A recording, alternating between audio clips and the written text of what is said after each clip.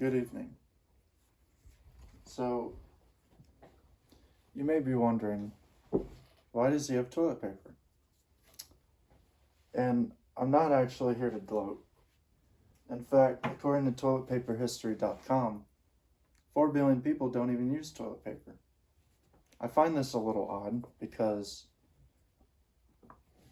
toilet paper is such a huge commodity here in America.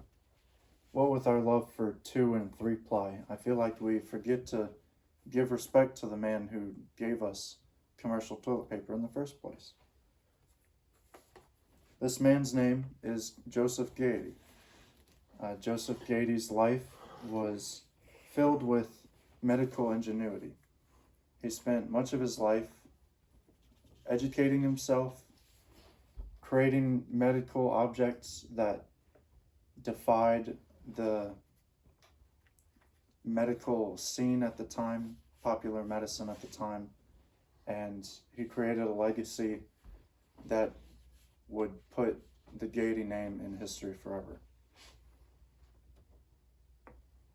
Although his life was barely recorded, the timeline of his life is one of great progress. He grew up in rural New England, and this caused him to be drawn to New York in order to pursue a prosperous life. And he eventually got there, and the product developed to the Scott and Charmin that we have today. Joseph Gayetty grew up in a small town in Pennsylvania. He was inspired by the growth and change that he had seen around him all of his life, and this caused him, like I said, to move to New York. And while he was in New York, he had decided to become an inventor. According to the American Journal of Gastroenterology, Gayetty studied the Chinese and the British and found that their royals used a thin piece of paper as toiletry.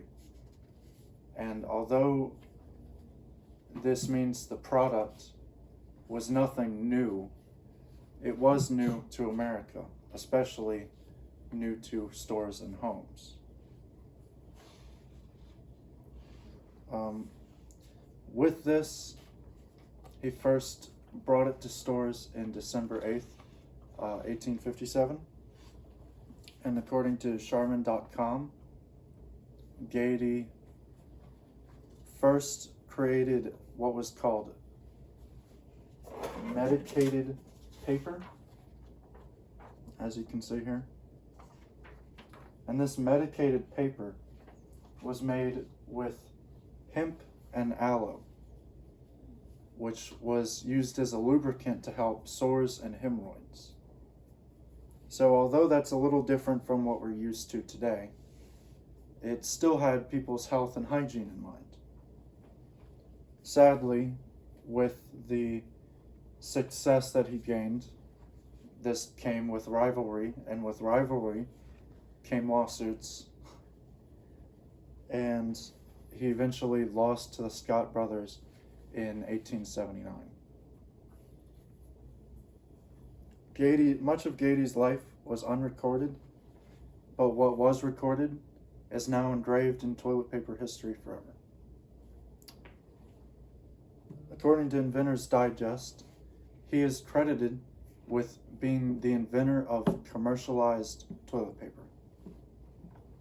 Without him, maybe America would have caught on a little later, and maybe we would have had worse toilet paper for this coronavirus.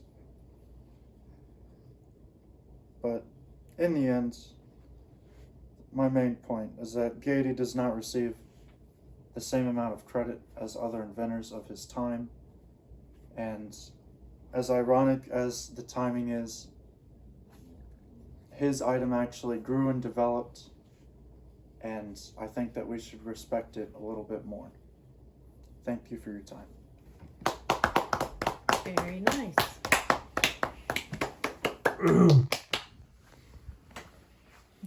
Just That's the a really nice audience. shirt on them.